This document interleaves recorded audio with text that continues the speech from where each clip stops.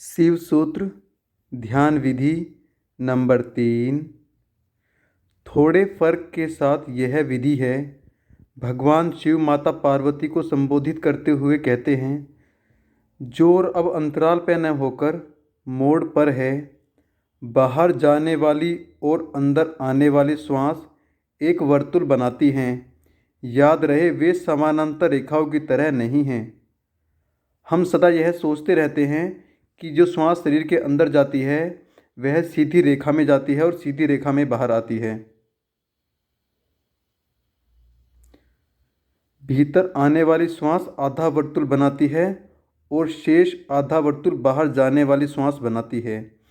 इसलिए पहले यह समझ लेना कि श्वास और प्रश्वास मिलकर एक वर्तुल बनाती हैं और वे समानांतर रेखाएं नहीं हैं, क्योंकि समानांतर रेखाएं कहीं नहीं मिलती। दूसरा यह कि आने वाली और जाने वाली श्वास दो नहीं हैं, वे एक हैं। वही श्वास जो भीतर आती है बाहर भी जाती है, इसलिए भीतर उसका कोई मोड़ अवश्य होगा। वह कहीं जरूर मुड़ती होगी। कोई केंद्र बिंदु जरूर होगा जहाँ जाने वाली श्वास और आने वाली श्वास बन जाती है, जहाँ जाने वाली श्वास आने वाली श्वास बन जाती है। लेकिन मोड़ पर इतना जोर क्यों?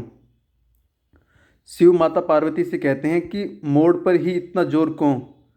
अगर तुम कार चलाना जानते हो तो तुम्हें गियर का पता होगा। हर बार जब तुम गियर बदलते हो तो तुम्हें न्यूट्रल गियर से जाना या न्यूट्रल गियर से गुजरना पड़ता है, जो कि गियर बिल्कुल नहीं है। तुम पहले गियर से दूसरे गियर में जाते हो और दूसरे से तीसरे गियर में, लेकिन सदा तुम्हें न्यूट्रल गियर से होकर जाना पड़ता है। वह न्यूट्रल गियर घुमाव का बिंदु है, मोड़ है। उस मोड़ पर पहला गियर दूसरा बन जाता है और दूसरा तीसरा बन जाता है।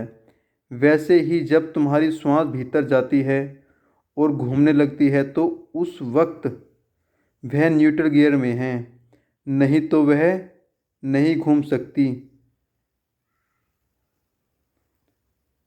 उसे तटस्थ क्षेत्र से गुजरना पड़ता है।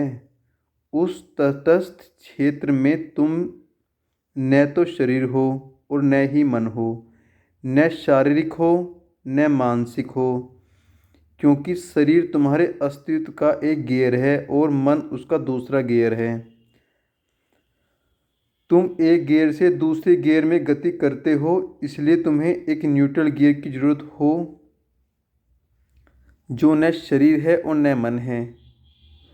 उस तटस्थ क्षेत्र में तुम मात्र अस्तित्व, शुद्ध सरल, अशरीरी और मन से युक्त हो। उस सरल, अशरीरी और मन से मुक्त हो। यही कारण है कि घुमाव बिंदु पर, मोड़ पर इतना जोर दिया गया है।